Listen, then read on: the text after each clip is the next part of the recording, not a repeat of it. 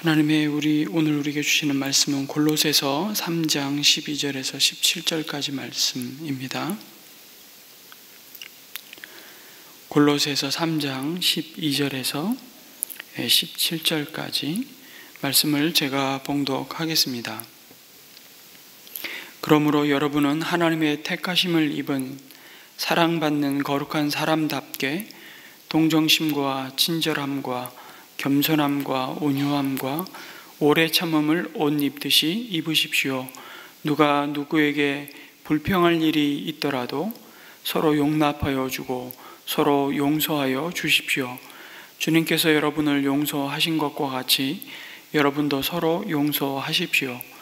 이 모든 것 위에 사랑을 더하십시오. 사랑은 완전하게 묶는 띠입니다. 그리스도의 평화가 여러분의 마음을 지배하게 하십시오. 이 평화를 누리도록 여러분은 부르심을 받아 한 몸이 되었습니다. 또 여러분은 감사하는 사람이 되십시오. 그리스도의 말씀이 여러분 가운데 풍성히 살아있게 하십시오. 온갖 지혜로 서로 가르치고 권고하십시오. 감사한 마음으로 시와 찬미와 신령한 노래로 여러분의 하나님께 마음을 다하여 찬양하십시오. 그리고 말이든 행동이든 무엇을 하든지 모든 것을 주 예수의 이름으로 하고 그분에게서 힘을 얻어서 하나님 아버지께 감사를 드리십시오. 아멘. 어제에 이어서 오늘 우리에게 주시는 말씀은 우리가 예수 그리스도 안에서 새 사람, 다시 말해서 존귀한 하나님의 자녀들인데 이제 그 신분에 어울리는 그 신분에 합당하고도 마땅한 삶이 무엇인지를 가르치고 있습니다. 그 사실을 그리스도 안에 새 사람이 마땅히 입어야 할 옷으로 비유하여 증거하고 있는데요. 여러분, 우리가 입은 이 옷은 그 사람의 신분을 나타내죠. 또 때로는 옷은 한 사람의 인격을 상징하기도 합니다. 그래서 남자들 여러분 군복 입혀 놓으면 참 이상해지기 시작합니다. 평상시는 참 젠틀하던 사람이 이 예비군 훈련받기 위해서 군복을 입는 순간 갑자기 담대해지기 시작합니다. 목소리가 막 커지고요. 여자들을 보면 괜히 그냥 이렇게 휘파람 불고 싶은 마음이 막 생기고 참 옷이 사람의 태도를 이렇게 바꾸어 놓습니다. 여러분, 검사들이 법복을 입는 순간 그들이 얼마나 사람의 옳고 그름을 판단하는 것이 얼마나 신중하고 정말 중요한 일인지, 그래서 그 옷을 입기 위해서 오랜 세월에 걸쳐서 그들은 고도의 분별할 수 있는 훈련을 받지 않습니까? 의사들이 하얀 가운을 하나 입는 것이 얼마나 많은 것을 설명해주고 그들이 얼마나 사람의 생명을 다루는 데 있어서 얼마나 신중해야 되고 철저하게 얼마나 훈련을 받아야 되는지를 그들은 가운을 입는 순간 경험하게 되죠. 그래서 요즘에 계속해서 대리 수술을 하는 수술실에 마취를 시켜놓고 환자를 직접 수술을 해야 되는 자격과 책임이 있는 의사가 수술을 하는 것이 아니라 간호조무사들이 수술을 하거나 혹은 무자격자인 의료기기를 판매하는, 심지어는 비즈니스맨이 수술을 하는 케이스도 발생하고 있습니다. 도무지 있어서는 안 되는 일들이 우리 사회에 버젓이 일어나고 있는 거죠. 의사가 의사의 가운을 입는 순간 그가 어떠한 부르심을 받은 자인지를 망각할 때, 우리는 돈이 목적이 될 때 그 돈을 위해서 자신이 입은 그 옷이 상징하고 있는 자신의 삶을 내다 버리고 있는 현실들을, 참 무서운 현실들을 보게 됩니다. 그런데 정말 중요한 것은 그리스도 예수 안에서 새 사람이 입어야 할 내면의 옷이 무엇인지 잘 확인하라는 말씀을 주고 있습니다. 그 옷이 무엇입니까? 그리스도로 옷 입으라고 말씀하십니다. 그 옷의 색깔과 그 옷의 사이즈, 그 옷의 디자인이 무엇입니까? 그리스도의 인격이고 예수 그리스도의 성품이라는 그 옷감으로 우리 자신과 하나님 사이, 그리고 나와 이웃 사이, 그리고 나와 나 자신을 향한 나 자신과의 사이에서 짜여진 관계의 옷이라고 설명하고 있습니다. 12절을 다시 한번 읽어보겠습니다.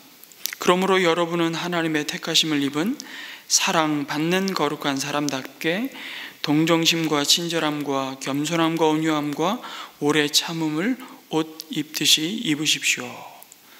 먼저 하나님은 바울을 통해 뭐라고 말씀하시냐면 이러이러한 옷을 입어야 할 내가 누구인지, 내 신분이 뭔지를 다시 분명하게 확인하여 주십니다.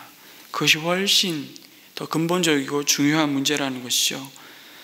그 신분이 뭡니까? 택함 받은 하나님의 백성이고 하나님의 자녀라고 말씀하십니다. 여러분의 만약에 자신의 이름을 넣어서 여러분 12절을 다시 한번 읽어보면 어떻습니까? 감동이 되지 않습니까? 아니면 감당이 안 되십니까? 하나님은 너는 내 거야, 하나님이 너는 내 소유야 말씀하시는 순간, 그리고 그 사실을 믿음으로 받고 확신하는 순간 우리는 우리 인생에 풀리지 않고 꼬였던 수많은 매듭이 풀리는 것을 경험하게 됩니다. 비교의식에서 비롯된 수많은 열등감과 또 혹은 우월감, 상대적 빈곤감과 박탈감, 자신의 무능력과 무가치함, 저주스러움, 불평, 원망, 한숨, 계속 반복되는 악순환의 고리들을 끊어버리게 되는 것입니다. 결코 자신을 행복하게 해줄 수 없는 참 유한한 가치들로, 아니 때로는 무가치한 것들로 자신을 포장하고 남을 평가하면서 또 그것으로 자신의 가치를 평가하는 그 괴로움과 속박으로부터 자유함을 누리는 것입니다. 너는 하나님의 소유야.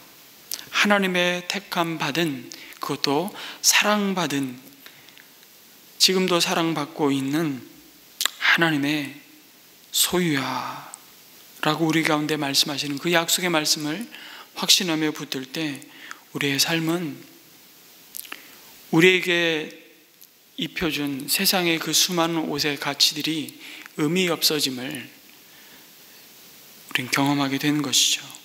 여러분, 여러분의 신분의 가치를 무엇으로 측정하고 있습니까? 몇 평에 사느냐? 아니면 어떤 자동차를 굴리고 있는지, 혹은 내가 성취한 일과 내 머리 위에 쓰여진 학위들이 나의 가치들을 말해주고 있다고 혹시 생각하지 않습니까? 또 그것을 위해서 열심히 우리 자녀들을 밀어붙이고 있지는 또 않습니까? 그런데 거기에는 만족감이 없습니다. 기쁨이 없습니다. 거기에는 안정감도 없습니다. 거기에는 참된 자유함이 없습니다. 이러한 인생은 계속해서 자기 신분에 어울리지 않고 맞지도 않는 옷을 찾아서 그것을 추구하며 계속해서 향방 없이 방황하는 인생을 살 수밖에 없습니다. 우리의 신분이 무엇입니까? 하나님의 택하신 자들이라는 것이죠. 선민이라는 이스라엘 백성들이 이 의식이 아주 강했죠. 선민. 이건 굉장히 사실은 좋은 의미입니다.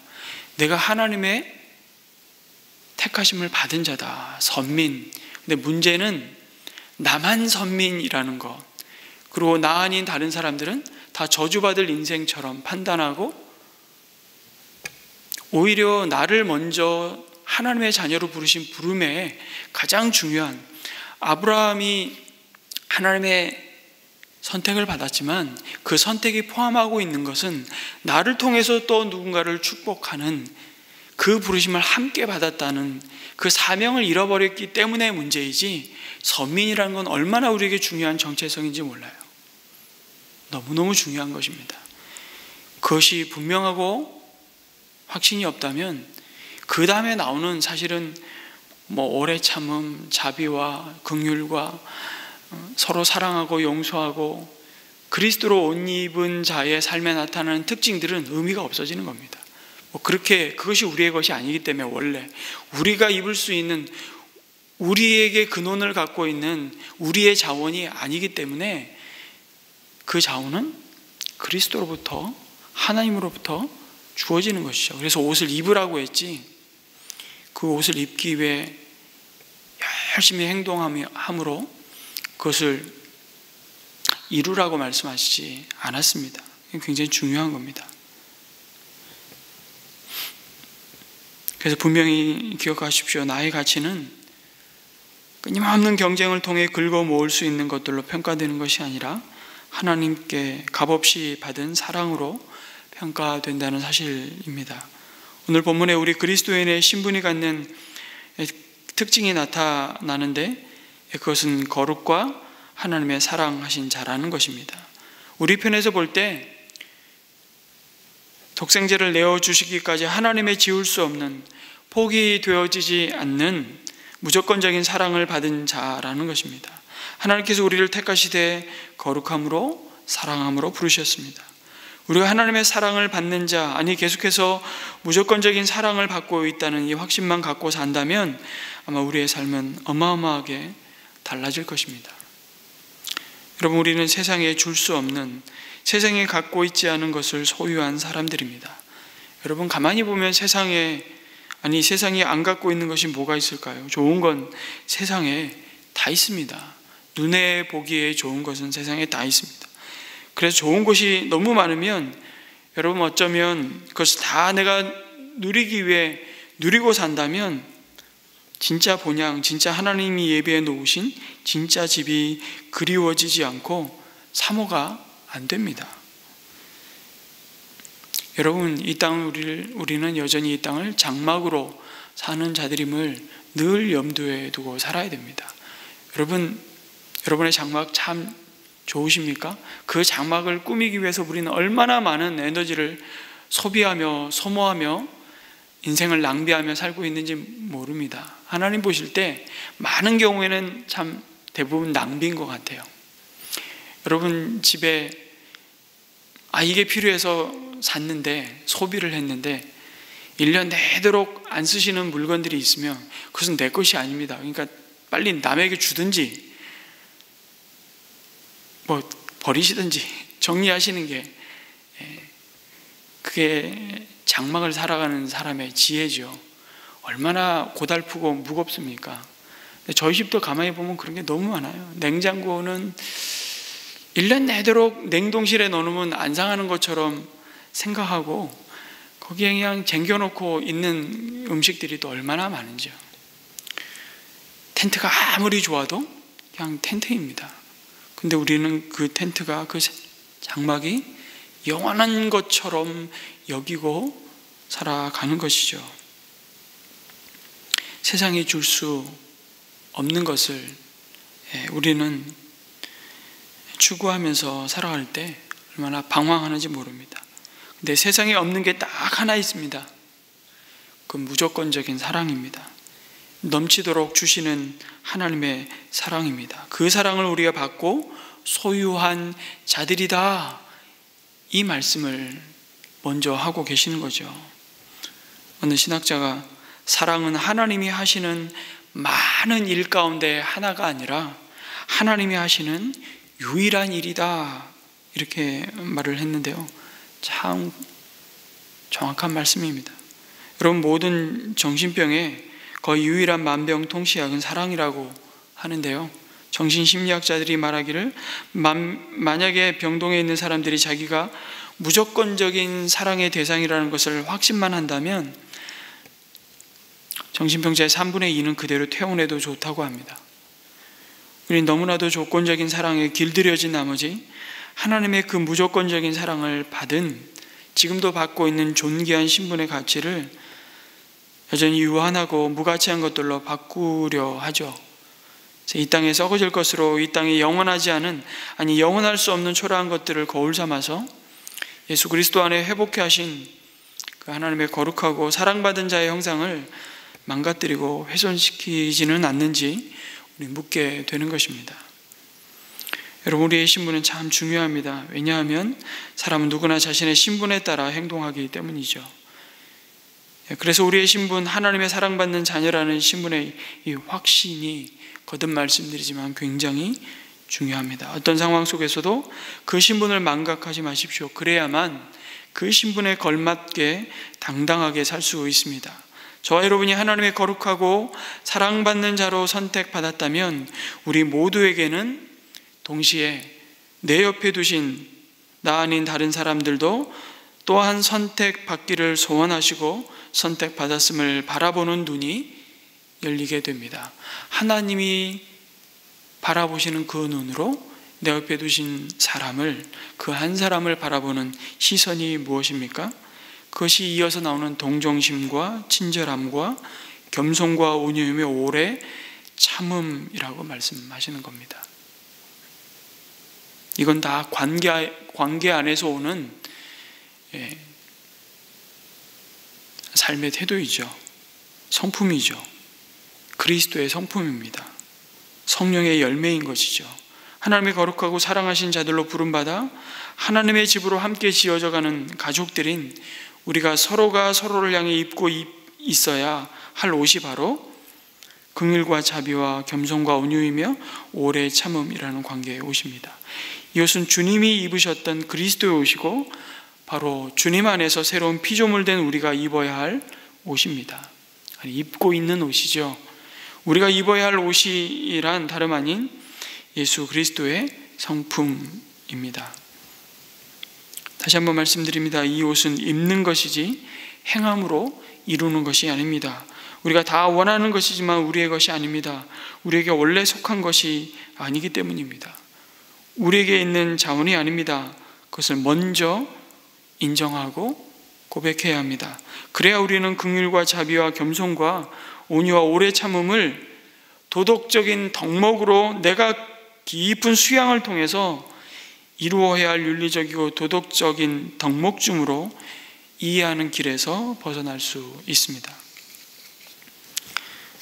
이어서 나오는 말씀이 그 그리스도의 옷으로 입은 거룩하고 사랑받은 새 사람들이 이제 하늘의 시민권자로 위의 것을 추구하며 사는 삶의 태도와 방식이 무엇인지를 주님이 요구하고 있다는 것입니다. 그것이 무엇입니까? 서로 용납하고 용서하고 사랑하라는 것이죠. 또한 무슨 말씀을 주죠? 서로 사랑하라. 사랑은 온전하게 매는 띠니라고 말씀하시는 것입니다. 하나님은 주님의 핏값으로 세우신 교회를 우리 하나님의 집이라고 말씀하는데 하우스가 아니라 홈, 가정이라고 비유하죠. 그런데 정말 좋은 가정, 건강하고 행복한 가정은 어떤 가정인 줄 아십니까? 용서가 넉넉한 가정입니다. 가족이 어떤 실수를 범했건 간에 받아들여지고 용서받을 수 있다는 확신만 있다면 참 행복한 가정입니다. 반대로 가정이 서로를 향한 비난으로 여러분 가득 차 있다면 그런 가정은 그 가정도 불행하지만 세상도 따뜻하고 행복하게 할 수 없는 것입니다. 마찬가지로 좋은 교회는 용서가 넉넉한 교회입니다. 왜냐하면 그 교회는 하늘을 두루마리 삼고 바다를 먹물 삼아도 다 기록할 수 없는 그 하나님의 은혜와 용서를 날마다 기억하는 교회일 수밖에 없기 때문입니다. 여러분, 용서가 힘들 때 그래서 제일 좋은 방법은 주님께서 나를 어떻게 오늘도 참으시며 용서하셨는가를 끊임없이 묵상하는 것입니다. 그것이 바로 성경에서 제시하는 방법이죠. 서로 용납하여 피차 용서하되 주께서 너희를 용서하신 것과 같이 너희도 그리하라는 것입니다. 성도 여러분, 세상이 가지고 있지 않은 단 하나를 교회인 저와 여러분이 줄 수 있다면 다시 말씀드리지만 그것은 무조건적인 사랑입니다. 용서의 증거가 바로 이 사랑이고 이 사랑이 우리를 온전케 한다고, 이 모든 것 위에 사랑을 더하라고, 이는 온전하게 매는 띠라고 말씀하시는 것입니다. 여러분, 그래서 사랑은 그냥 옵션이 아닙니다.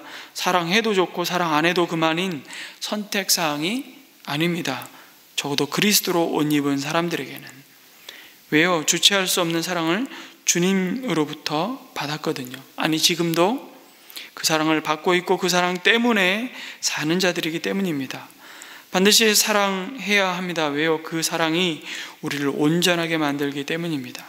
하나님의 거룩하고 사랑하신 자의 신분에 가장 잘 어울리는 옷이 바로 주님께로부터 받은 그 사랑의 깊이대로, 그 넓이대로 사랑하는 것입니다. 우리가 어떻게 사랑할 때, 이렇게 사랑할 때 세상 모든 사람들이 주님은 우리가 당신의 제자, 그리스도의 제자임을 알게 될 것이라고 말씀해 주셨습니다. 실제로 세상 사람들은요, 우리가 매일 새벽에 이렇게 이른 아침에 기도드린다고 우리를 그리스도의 제자로 인정하지 않습니다. 성경을 다 외우고 통달하여 성경 지식이 많은 것도 우리가 그리스도의 제자임을 대변해 주지 못합니다. 그들은 우리가 서로 사랑하는 모습을 보고 싶어 하는 것이죠. 우리 옛사람은 끊임없이 이렇게 얘기합니다. 세상 사람들이 당신이 회개하면 내가 받아주겠다고. 우리는 우리의 이해심과 용납의 한계를 하루에도 수없이 그러면서 경험하는 것이죠. 이 조건적인 사랑에 길들여져 있는 그 바닥을 우리는 매일매일 경험합니다. 저도 제 자녀에게 얼마나 많은 조건적인 사랑을 하고 있는 제 자신을 보는지 참, 그래서 끊임없이 우리는 그리스도의 사랑을 받고 채우고 그 사랑을 확인하고, 그럴 때 내 옆에 두신 그 사람을 주님이 사랑하신 그 사랑의 방식대로 사랑할 수 있음을 경험합니다. 사랑하는 성도 여러분, 오늘 이 아침 다시 한번 우리 안에 계신 거룩한 성령께서 우리의 믿음을 붙들어 주시고 우리를 분노와 보복과 원수 맺음과 긍휼과 자비를 모르고 사랑 없어 목말라 하는 이 세상 한복판에서 그리스도의 사랑을 몸으로 드러내기 위해 날마다 그리스도로 옷 입고 주님이 가신 그 길을 따라가는 주님의 제자가 되기를 간절히 소망합니다. 그렇게 결단하는 또 저와 여러분이 되기를 주님의 이름으로 더 축복합니다. 우리 오늘 이 아침 주신 말씀을 가지고 하나님, 내가 그리스도로 옷 입은 자임을 기억하며 날마다 나를 두신 그 삶의 자리에서 그리스도로 옷 입은 그리스도의 성품을 날마다 닮아가는 자의 삶의 방식과 태도, 용납하고 용서하며 서로 사랑하라고 하신, 그리고 하나님께서 주신 감사함으로 시와 찬미와 신령한 노래로 찬양하는 그 말씀을 채워가는 삶이 되게 하여 주옵소서. 이렇게 기도하시고, 특별히 우리 학교 학부모 어머님이 어제 확진 판정을 받고 그 가족들이 이제 검사를 하고 있습니다. 그리고 같은 동선에 계셨던 분들이 오늘 아침에 결과가 나올 겁니다. 그러면 그 결과에 따라서 학교 공동체와 교회는 매뉴얼을 따라서 이제 그 방역 지침을 따라서 행동을 하게 돼 있고, 성도들에게도 공지를 드리도록 하겠습니다. 그래서 모든 모임이 진행되고 오늘도 새벽기도 여러분 기도를 마치고 나가면 바로 이 모든 공간은 방역을 매일매일 하고 있기 때문에 큰 또 뭐 두려움과 걱정은 없지만 하나님께서 또 이 일을 통해서 우리 공동체가 누구를 비난하거나 또 판단하는 것이 아니라 정말 또 확진 판정을 받은 그 가정은 속히 잘 회복되고 또 치유되고 일상으로 속히 돌아올 수 있도록 여러분 기도해 주시고, 또 학교 우리 학생들이 오늘과 내일은 온라인 수업을 전면적으로 하게 됩니다. 그래서 우리 자녀들이 또 적지 않은 또 학업의 여러 가지 또 일상의 어려움을 겪을 수밖에 없는데 잘 감당해 갈 수 있도록 또 우리 교사 선생님들을 위해서도 기도해 주시기를 부탁드립니다. 자, 이렇게 기도하시고 돌아가도록 하겠습니다.